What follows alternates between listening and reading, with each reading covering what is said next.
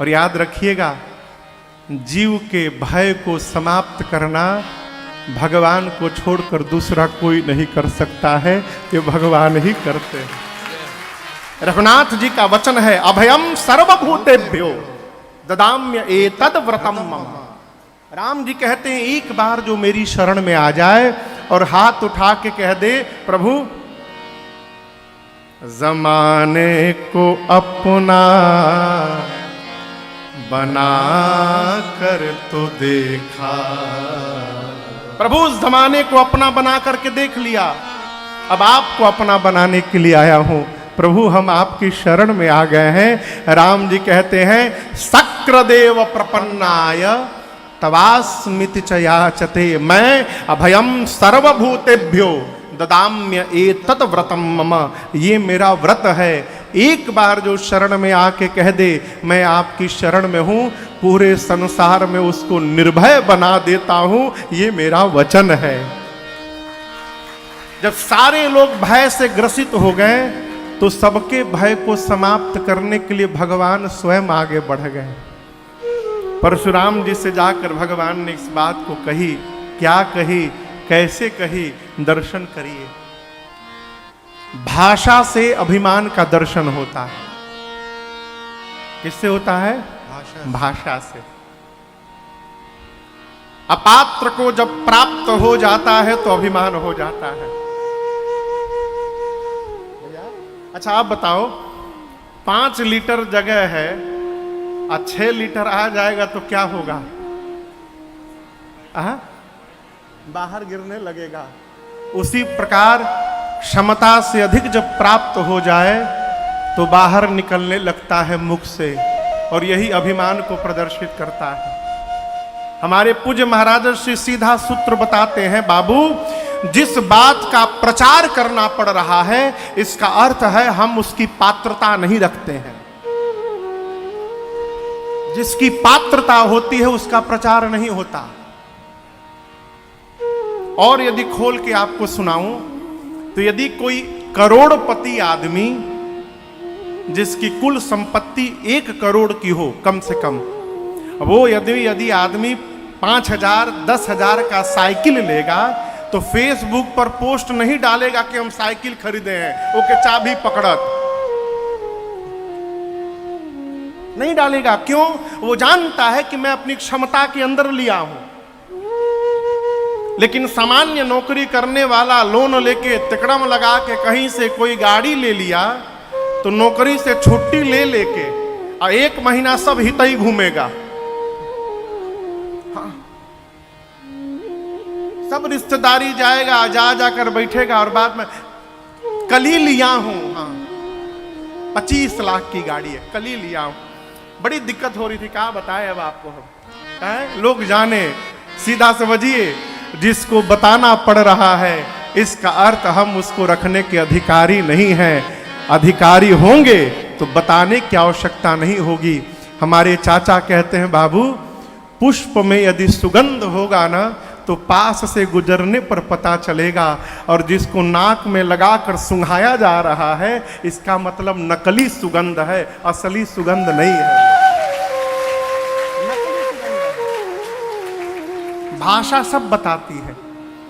राम जी गए परशुराम जी के सन्मुख और आप भगवान की भाषा देखिए, क्या बोले? नाथ शंभु धनु भंजनिहारा। प्रभु इस पिनाक को भंजने वाला होई केऊ एक दास तुम्हारा। मेरे रघुनाथ जी ने कहा, प्रभु इस पिनाक को भंजने वाला आपका कोई दास होगा। अब इसके भीतर प्रवेश यदि करिए तो रघुनाथ जी कहना चाहते हैं, प्रभु इतना बड़ा कार्य बिना आपके आशीर्वाद के संभव होने वाला नहीं है। आपका आशीर्वाद किसको मिलेगा? तो जो आपका दास होगा उसको मिलेगा। तो ये आपके किसी दास ने किया, ये निराभिमानिता का सूचक है। जीवन में जब जब ये मान के रखिएगा कि हम नहीं कर रहे हैं, हमसे कराया जा रहा है, अभिमान नहीं हो पड़ा। इतना कहने के बाद रघुनाथ जी बोले, कहिए क्या आज्ञा है इस राम को। लेकिन क्रोध की अवस्था में सहज वाक्य भी समझ में नहीं आता है। भगवान के शब्द परशुराम जी के समझ में नहीं आए। बोले, राम कहते हो कि दास ने किया है, सेवक ने किया है। सेवक वो जो सेवा करता है, सेवक सो जो करे सेवकाई। जिसने पिनाक तोड़ा है वो सेवक नहीं, सहस्त्र बाहु के समान शत्रु है मेरा। शीघ्र निकाल करके बाहर करो, न तो मारे जय हहीं सब राजा। भैया कैमरा के आगे से झुक के आइए जाइए, उसमें फोटो आ रहा है।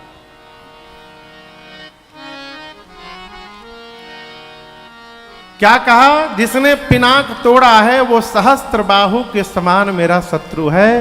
निकाल करके बाहर करो, नहीं तो जितने राजा आए हैं सबको मार दूंगा। अब राजा घबरा गए, आपस में बात करने लगे, बताओ राम जी को सीधा सीधा बोलना चाहिए, यहां लाल बुझक्कड़ खेल रहे हैं। पहले सन्मार्ग में, पता नहीं अब आता है कि नहीं आता है, रविवार को एक लाल बुझक्कड़ आया करता था। यहां कहते हैं कि बताइए सीधा कहना चाहिए, हमने तोड़ा है, तो कह रहे हैं कि दास ने तोड़ा है। बाबा जी समझ ही नहीं पा रहे हैं। अब परशुराम जी आवेश में, लक्ष्मण भैया समझे कि जिस भाव से बाबा जी पूछ रहे हैं, हमारे भैया उस भाव से उत्तर नहीं दे पाएंगे। हाँ, इनकी जोड़ी मेरे से बनेगी अच्छी। तो लक्ष्मण जी आगे आए, प्रणाम करके बोले, मुनिवर आप धनुष टूटने पर आए हैं ना? धनुष टूटा उसके बाद, लेकिन ये बताइए, बचपन में मैं रोज एक धनु ही तोड़ता था, बहु धनु ही तोड़े लड़काई, लेकिन आज तक आप किसी धनु ही के टूटने पर नहीं आए।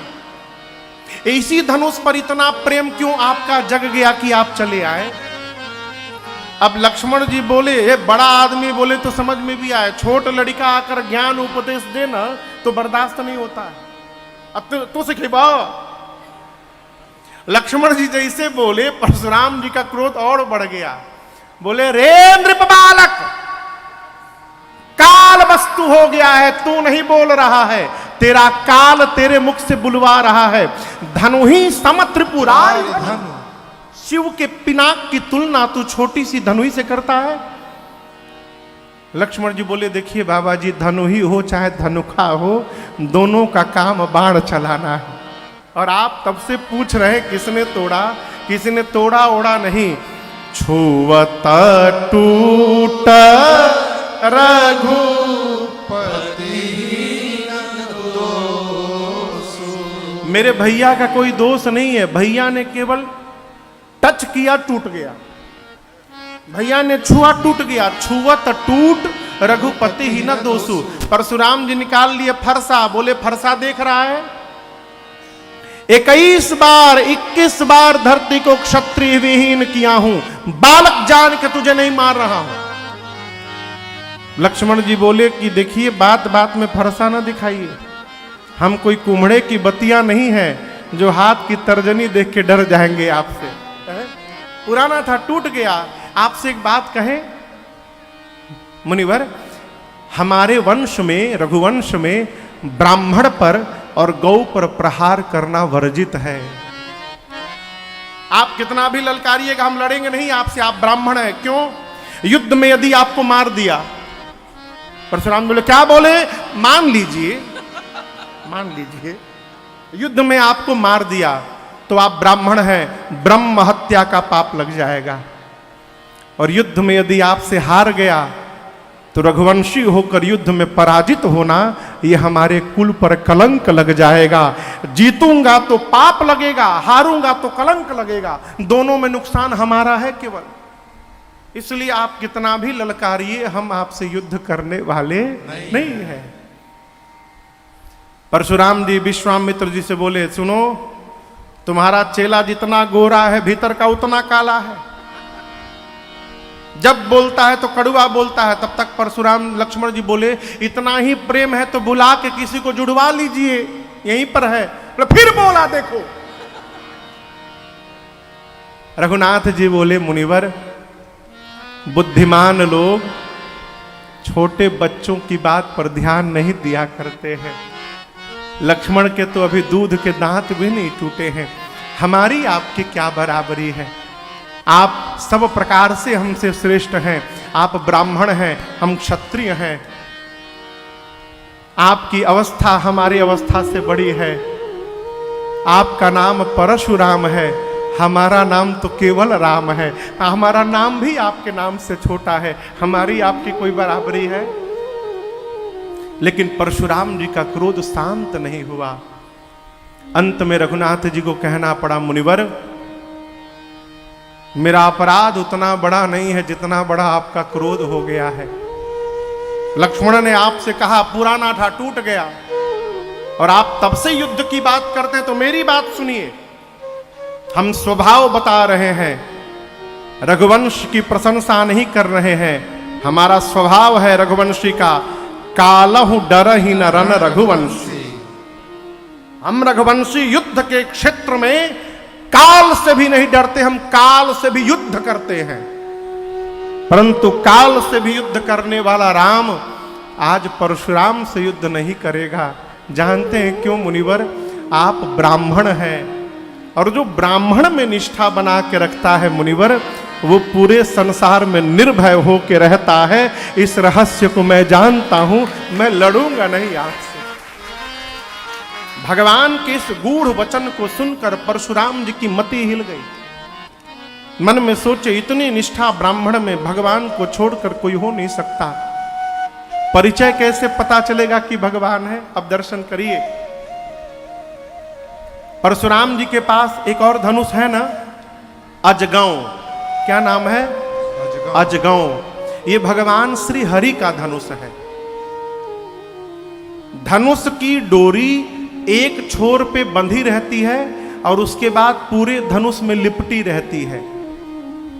जब धनुष का स्वामी युद्ध का समय आता है तो डोरी को बाहर घुमाव से निकालकर धनुष को नीचे झुकाकर और अपने हिसाब से प्रतंचा चढ़ाता है।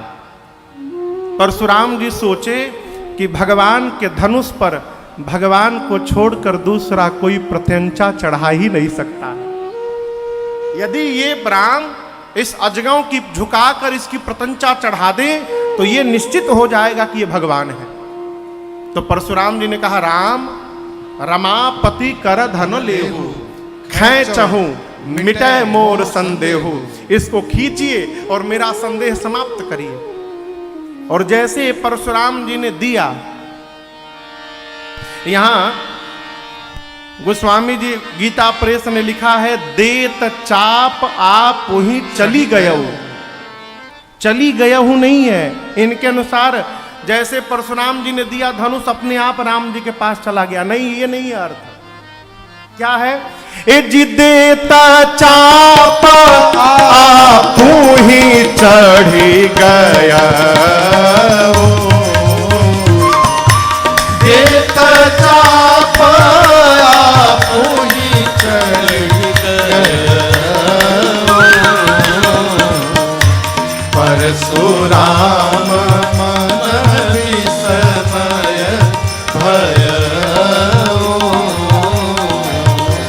परशुराम मन विस्मय भय, परशुराम मन विस्मय भय। गोस्वामी जी कहते हैं, देत चाप आप वही चढ़ी गयऊ। जैसे रघुनाथ जी ने धनुष पकड़ा, उसकी डोरी अपने आप धनुष पर चढ़ गई। परशुराम जी ने देखा, मन में विस्मय हुआ।